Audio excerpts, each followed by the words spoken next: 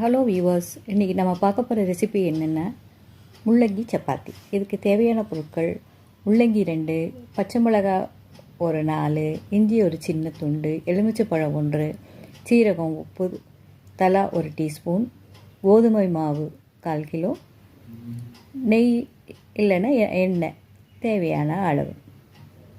முள்ளங்கியை தோல் சீவி நன்றாக துருவி வச்சுக்கோங்க. ஒரு கடாயில் பச்சை மிளகாய், இஞ்சி, சீரகம் கொஞ்சம் லேசாக வதக்கி எடுத்து அதை விழுதாக அரைச்சி எடுத்துக்குவோங்க. இந்த முள்ளங்கியை பிழிஞ்ச முள்ளங்கியோட இந்த அரைச்ச சீரக விழுது, உப்பு, எலுமிச்சை சாறை விட்டு பிசைஞ்சு தனியாக வச்சுக்கோங்க. கோதுமை மாவு, உப்பு சேர்த்து கெட்டியாக சப்பாத்தி மாவு பிசைஞ்சு வச்சுக்கோங்க.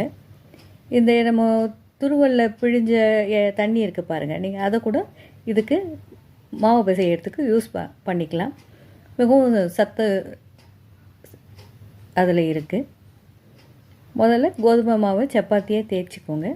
ஒரு சப்பாத்தி மேலே முள்ளங்கி கலவையை வச்சுட்டு அது மேலே இன்னொரு சப்பாத்தியை வச்சு மூடி தோசை கல்லில் போட்டு நெய் இருந்தால் நெய் போடுங்க, இல்லை எண்ணெயை விட்டு சப்பாத்தியை சுட்டு எடுத்து வச்சுக்கோங்க.